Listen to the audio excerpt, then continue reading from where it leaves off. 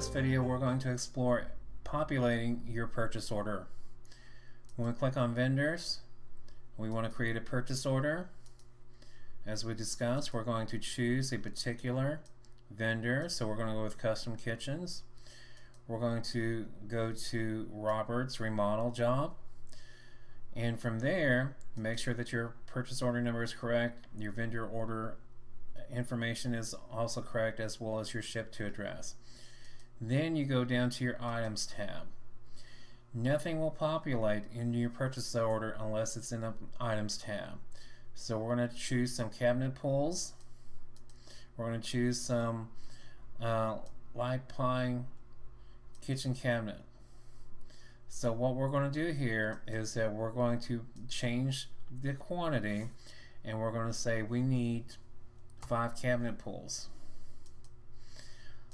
On the cabinet wall units, we're going to say that we need to get 10 of these. So here we have our description, we have our item, our quantity. These are the rates. This is the customer that it's going to. This is a unit of measurement. We don't have a unit of measurement here because we cannot add it unless we're actually going into the item itself, and then it's giving us totals as far as what it should be.